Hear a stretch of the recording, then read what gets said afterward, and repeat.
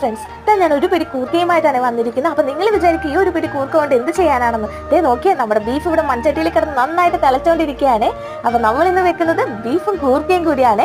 അപ്പൊ ആ തിളച്ചോണ്ടിരിക്കുന്ന ബീഫിലേക്ക് നമ്മൾ കഴുകി വൃത്തിയാക്കിയ കൂർക്കയും കൂടി ചേർത്ത് ഒന്ന് വേവിച്ചെടുക്കായി. പിന്നെ നമ്മളിത് വെക്കുന്നത് നല്ല മല്ലി, മുളകും തേങ്ങയൊക്കെ കൂടി വറുത്തരച്ചാണ് വെക്കുന്നത്. അപ്പൊ ആ ബീഫും കൂർക്കയും വേകുന്ന സമയം കൊണ്ട് നമുക്ക് കുറച്ച് തേങ്ങയും മല്ലിയും മുളകും അതിലേക്ക് ഇത്തിരി പെരുംജീരകവും കൂടി ഇട്ടിട്ട് നമുക്കൊന്ന് വറുത്തരച്ചെടുക്കായി. ഈ മല്ലിപ്പൊടി ഇടുന്നതിനേക്കാളേ മല്ലിയും ഇട്ട് വറുത്തരക്കുമ്പോൾ ഒരു പ്രത്യേക ടേസ്റ്റ് ആണ് കേട്ടോ. അപ്പൊ നമ്മൾ ഇത് അരച്ച അരപ്പ് നമ്മുടെ ബീഫിലേക്ക് ചേർത്തിട്ട് ഒന്ന് ഇളക്കി അടച്ചു വെച്ചൊരു 10 മിനിറ്റ് വേവിച്ചെടുത്തതാ ഇത് നന്നായിട്ട് കുറുകി വന്നിട്ടുണ്ട്.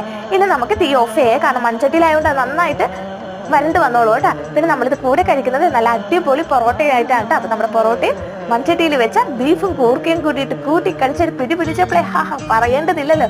പിന്നെ നമ്മുടെ മൺചട്ടിയിൽ വെച്ചുകൊണ്ടാണെന്ന് അറിയില്ല കേട്ടോ, നല്ല വിറകടുപ്പിൽ വെക്കുന്ന ആ ഒരു ബീഫ് കറിയുടെ ടേസ്റ്റ് പോലെ എനിക്ക് തോന്നി. അപ്പൊ ഇന്നത്തെ വീഡിയോ